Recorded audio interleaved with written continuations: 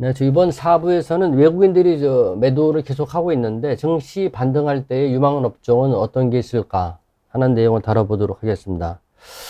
센터님, 예. 외국인들이 작년에 이어서 올해까지도 2년 연속 지금 계속 팔고 있단 말이에요. 예, 그렇죠. 이제 어떻게 하다 보니까 외국인 지분율이 30%까지 떨어졌는데 예. 이게 그 08년도 금융위기 이후 가장 낮은 수준이 돼버렸는데 그렇다라고 하면은 앞으로 외국인들이 매도세 계속 될 것인지 아니면 진정을 보일 것인지 어떻게 전망을 하시나요? 세상 주식시장 분석할 때 제일 어려운 게 외국인들 어떻게 할 건가. 그거 그렇죠. 분석하는 게 제일 어렵다고 그러잖아요. 네. 왜냐하면 블랙박스에서 아니 그 많은 사람들이 어떻게 할지 그걸 내가 어떻게 알겠느냐 뭐 이런 걸 하는데 네. 하나는 제가 분명하게 말씀드릴 수 있을 것 같습니다. 이제 외국인들이 매수를 하건 매도를 하건 시장에 그렇게 큰 영향을 주는 그런 변수는 아닐 거다라는 생각이 듭니다. 그 얘기는 뭐냐면 그 매수를 한다고 하더라도 그 규모가 크지는 않고요. 그 다음에 매도를 한다고 하더라도 지난 한 1년, 2년 정도 그랬던 것처럼 시장에 심각하게 어떤 영향을 줄 정도로 매도를 하거나 이러는 거는 별로 없다라고 봐야 되죠. 네. 그 오랜 시간 동안에 걸쳐서 외국인들의 우리나라 시장을 가지고 있는 지분율이 30% 이상을 차지하지 않았습니까? 그렇죠. 물론 이제 2008년도 금융위기 같을 때는 일시적으로 내려가기도 했었는데 네. 그거는 뭐 시장의 주가가 하락한 부분들도 있고 뭐 이런 건데 그런 것들을 감안하면 지금 지분율이 한 30% 내외이니까 여기서 크게 뭐 그 한국 주식을 너무 많이 갖고 있기 때문에 좀 덜어내야 되겠다 이런 부분들은 별로 없다라고 봐야 되죠.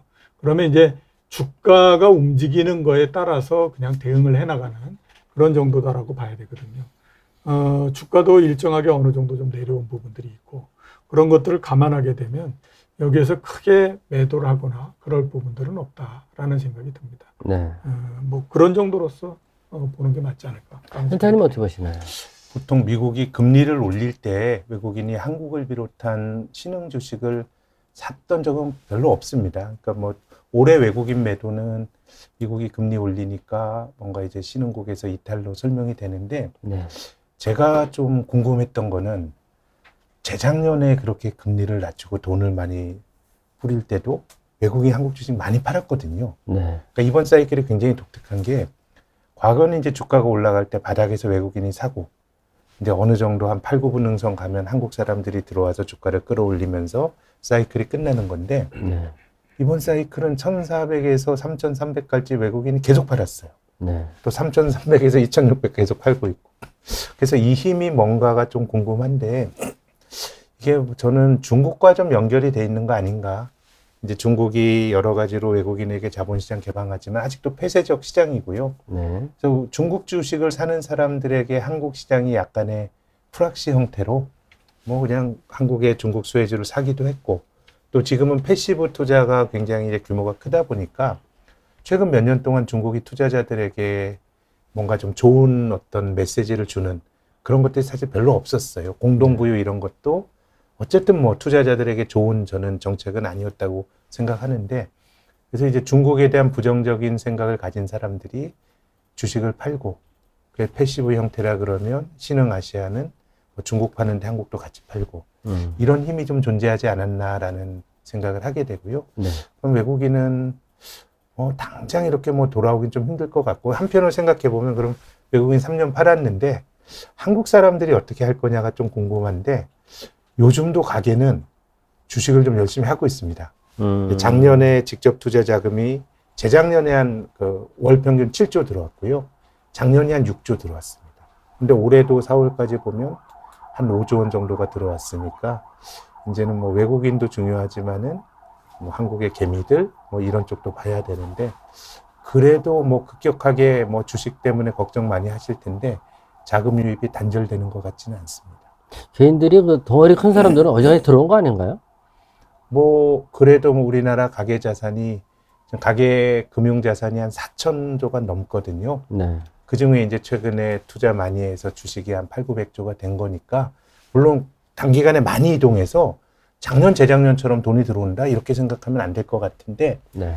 뭔가 이제 좀 뭐 들어올 수 있는 그 어떤 쌓여 있는 돈은 참 많은 것 같습니다. 네. 네. 다음에는 이제 그 지수 편입 문제 예. 이런 거 한번 훑어보고 싶은데 그 소위 말해서 MSCI 그 선진국 지수 편입 있잖아요. 이게 이제 혹자들은 뭐 별거 아니다 하는 사람들도 있고, 또 언론에서 중요시 여기시는 분들은 그래도 우리나라 증시가 한 단계 레벨업 되는 거 아니냐, 뭐 약간 저 상반된 견해도 있는데, 두 의원들은 어떻게 생각하시나요? 글쎄 뭐 너무 오랜 시간 동안 계속됐던 얘기이기 때문에 좀 오래됐죠. 예.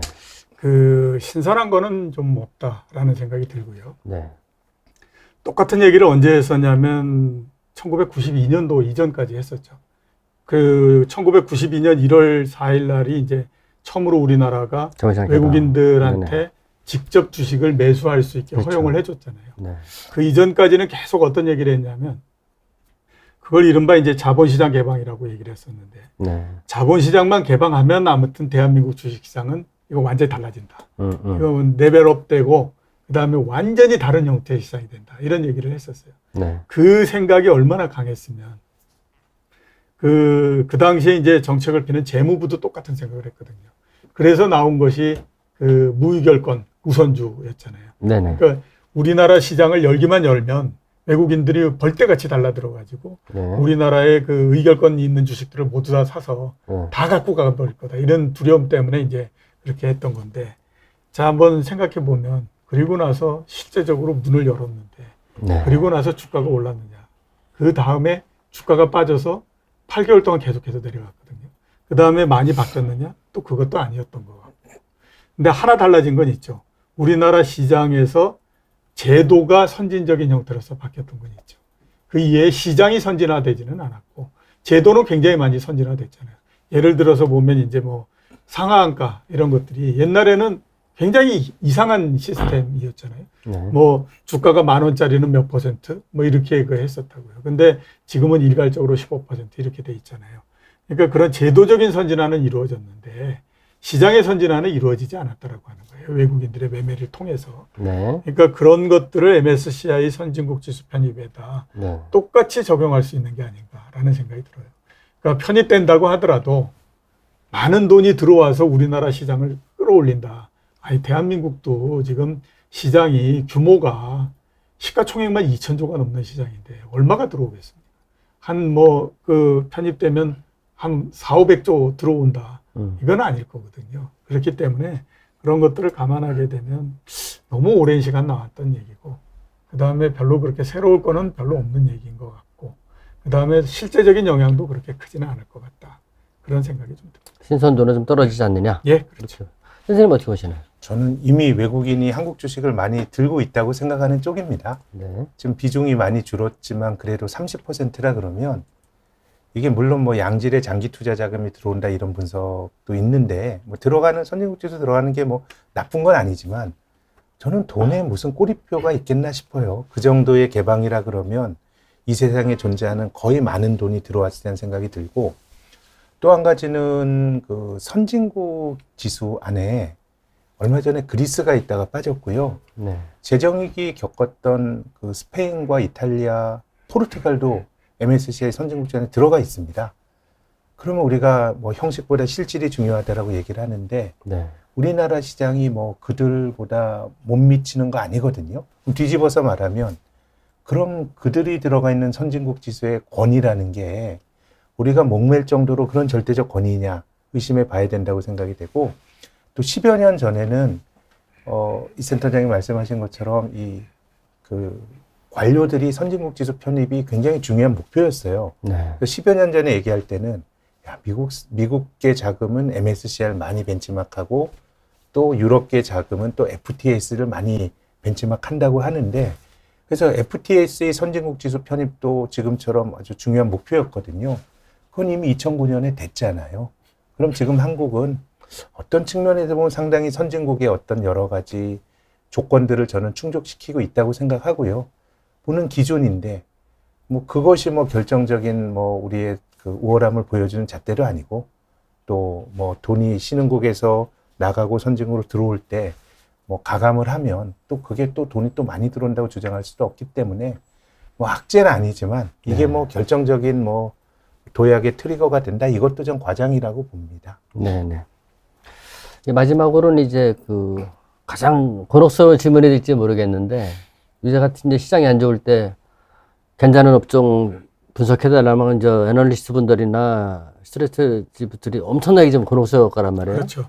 제가 보기에는 우리나라 이제 반도체 이번에 자동차 뭐 두 개 시총도 크지만은 거기에 매부이슈의 띠처럼 얽혀드는 또 그 후생 산업들도 많기 때문에 반도체하고 자동차를 무시할 수 없는 이런 쌍두마차라고 보는데 뭐 그것도 좋고 아니면 그 다른 업종 쪽으로 그런 뭐 약간 뭐 눈여겨 봐야 될 종목이라 업종이라고 그럴까요?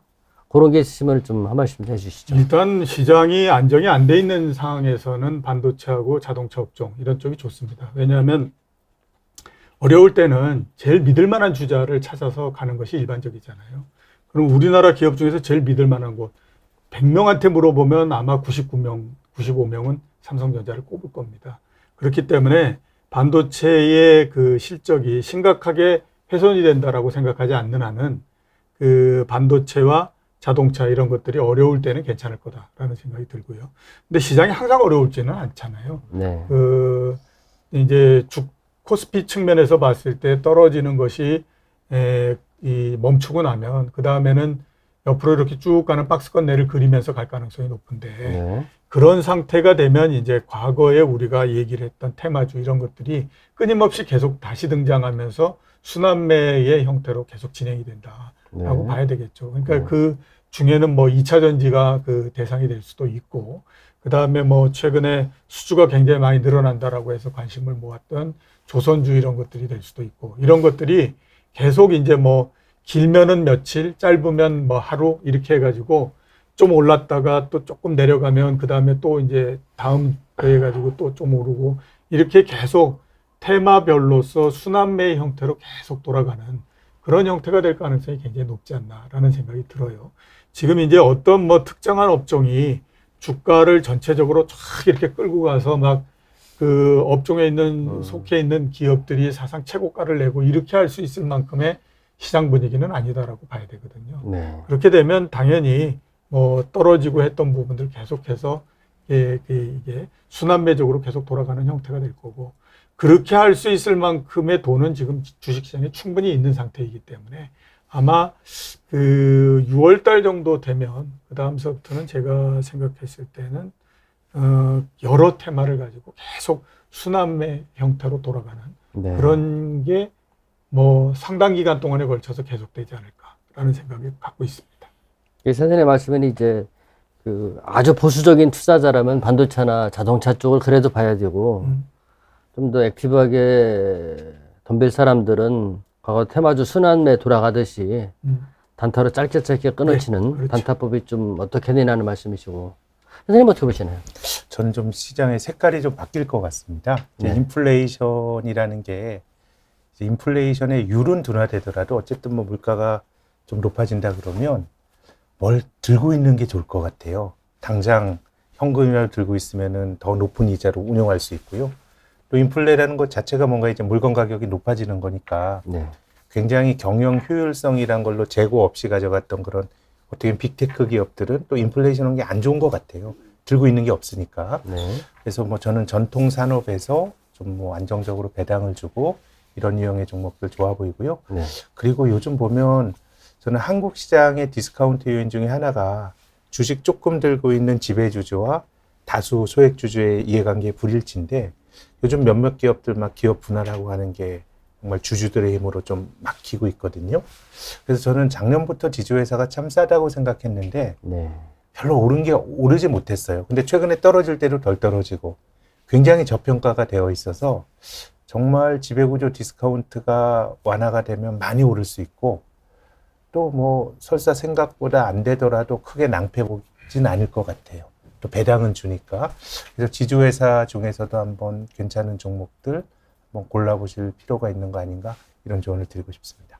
선생님은 이제 배당을 일단 많이 주는 쪽하고 기업 지배구조상 그 지주회사 쪽 이런 쪽에 관심을 보이면 어떻게 하느냐 이렇게 말씀을 하셨습니다. 오늘 4부에 걸쳐서 그 얘기를 나눠봤는데요. 그 하반기에 그 대내외 경기가 어떻게 흘러갈 것인지, 그다음에 미국의 금리 인상이 우리나라와 신흥국들에게 얼마나 영향을 줄 것인지, 요즘에 시장은 좀 안 좋은데 기업 실적은 왜 좋은지, 그 다음에 외국인들이 계속 팔고 있는데 이때 앞으로 이제 향후에 증시 반등이 된다라면은 우리가 눈여겨볼 업종은 무엇이 있는지 이렇게 한번 훑어봤습니다. 지금까지 시청해주신 여러분께 고맙습니다. 감사합니다.